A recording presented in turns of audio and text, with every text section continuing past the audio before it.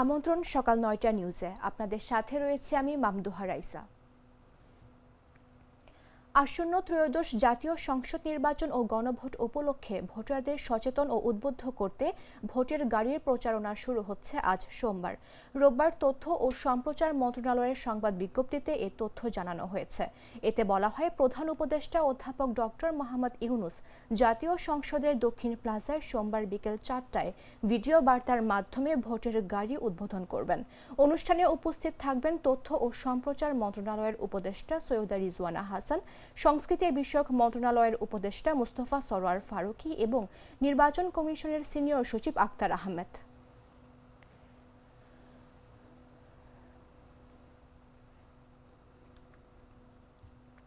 ইনকিলাব মঞ্চের আহ্বায়ক শরীফ ওসমান বিন হাদিকে গুলি করে হত্যার মামলার প্রধান আসামি ফয়সাল করিম মাসুদের দেশ ত্যাগে নিষেধাজ্ঞার আদেশ দিয়েছেন আদালত। মামলার তদন্তকারী কর্মকর্তার আবেদনের পরিপ্রেক্ষিতে রোববার ঢাকার অতিরিক্ত চিফ মেট্রোপলিটন ম্যাজিস্ট্রেট আওলাদ হোসাইন মোহাম্মদ জুনায়েদ এ আদেশ দেন। আদালতে দেওয়া আবেদনে তদন্ত কর্মকর্তা উল্লেখ করেন, একটি চাঞ্চল্যকর হত্যাকাণ্ড সংশ্লিষ্ট হওয়ায় আসামি দেশ ত্যাগ করলে তদন্ত কার্যক্রম মারাত্মকভাবে ব্যাহত হওয়ায় আশঙ্কা রয়েছে। মামলার সুষ্ঠু ও নিরপেক্ষ তদন্ত নিশ্চিত করতে প্রধান আসামির বিদেশ গমন রহিত করা প্রয়োজন। আদালত আবেদনটি আমলে নিয়ে শুনানি শেষে ফয়সাল করিম মাসুদ রাহুল দাউদের দেশ ত্যাগে নিষেধাজ্ঞার নির্দেশ দেন।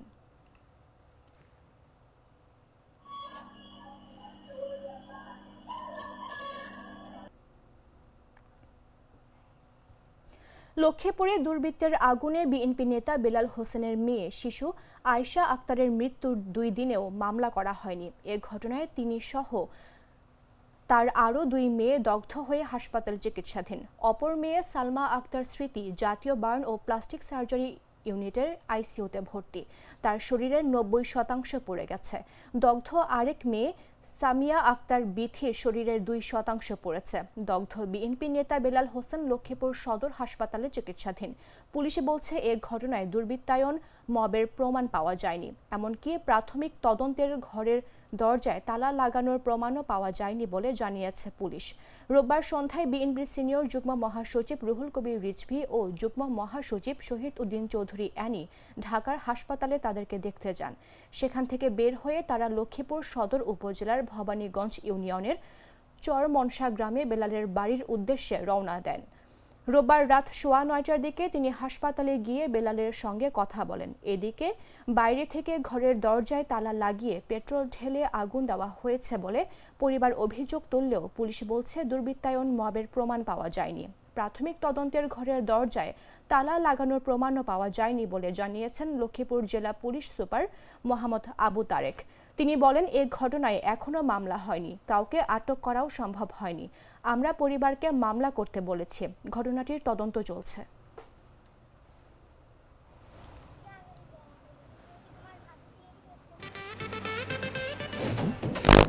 একটা ড্রিঙ্কও আমারে দিবা?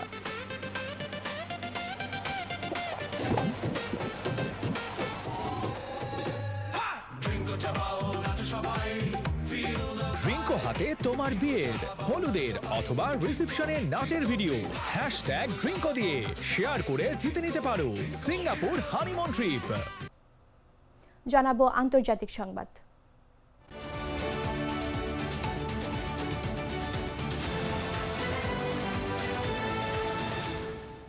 পাকিস্তানের খোলা বাজারে এখনও তীব্র ডলার সংকট চলছে। কর্তৃপক্ষের নানা উদ্যোগের পরও অনেক মানি এক্সচেঞ্জে ডলার পাওয়া যাচ্ছে না।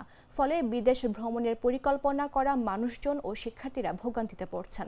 শহরের বিভিন্ন এলাকার এক্সচেঞ্জ হাউস ঘুরে দেখা গেছে, অধিকাংশ প্রতিষ্ঠানের কাছে পর্যাপ্ত ডলার নেই। অনেক এক্সচেঞ্জ হাউস একেবারেই ডলার বিক্রি বন্ধ রেখেছে। আবার কেউ কেউ দিনে সর্বোচ্চ $100 পর্যন্ত বিক্রি করছে। কেউ কেউ বলছেন তারা কেবল যেটুকু ডলার কিনতে পারছেন সেটুকুই বিক্রি করছেন। এছাড়া কিছু এক্সচেঞ্জ হাউসে শুধু পুরনো নকশা ডলার নোট পাওয়া যাচ্ছে। এসব নোট অনেক দেশে সহজে গ্রহণ করা হয় না, ফলে বিদেশগামী যাত্রীদের জন্য এগুলো তেমন কাজে আসছে না। ডলার না পেয়ে অনেক যাত্রী বাধ্য হয়ে দেশে থেকেই অন্য বিদেশি মুদ্রা কিনছেন। এতে তারা খারাপ বিনিময় হারে ক্ষতিগ্রস্ত হচ্ছেন।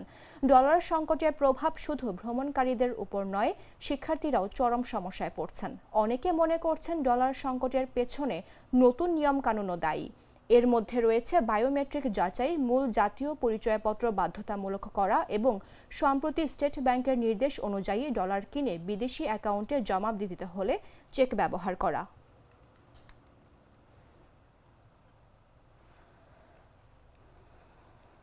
সংবাদ শেষ করব খেলার খবর জানিয়ে।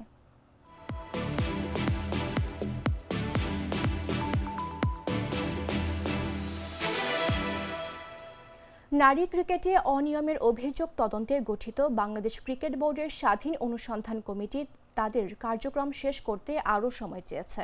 রোববার এক সংবাদ বিজ্ঞপ্তিতে বিসিবি জানিয়েছে, জাহানারা আলমের করা আনুষ্ঠানিক অভিযোগের পর কমিটি নির্ধারিত দায়িত্ব অনুযায়ী তদন্ত চালিয়ে যাচ্ছে। এ পর্যন্ত সংশ্লিষ্ট একাধিক ব্যক্তির বক্তব্য নেওয়া হয়েছে। কমিটির চাওয়ার পরিপ্রেক্ষিতে এ সময় বাড়িয়েছে বিসিবি। তবে তদন্তকে আরও পূর্ণাঙ্গ, ন্যায়সঙ্গত ও সঠিকভাবে সম্পন্ন করার স্বার্থে অতিরিক্ত কয়েকজনের সঙ্গে কথা বলা এবং আরও তথ্য যাচাইয়ের প্রয়োজন রয়েছে বলে মত দিয়েছে কমিটি। এ কারণে তারা আগামী 31 জানুয়ারি 2026 পর্যন্ত সময় বাড়ানোর আবেদন করেছে, যাতে তদন্ত সম্পন্ন করে তাদের প্রতিবেদন বিসিবি বোর্ডের কাছে জমা দেওয়া যায়। বিসিবি জানিয়েছে, তদন্ত প্রতিবেদন পাওয়ার পর বিষয়টি নিয়ে প্রয়োজনীয় পরবর্তী পদক্ষেপ নেওয়া হবে। জাহানারার করা যৌন হয়রানির অভিযোগে গেল 8 নভেম্বর তদন্ত কমিটি গঠন করে বিসিবি। কমিটিকে 15 কার্যদিবসের মধ্যে রিপোর্ট জমা দেওয়ার কথা বলা হয়েছিল।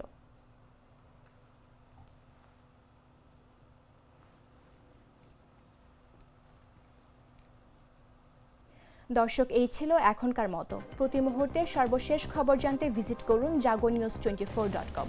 ফলো করুন আমাদের ভেরিফাইড ফেসবুক পেজ এবং সাবস্ক্রাইব করুন জাগো নিউজের ইউটিউব চ্যানেল।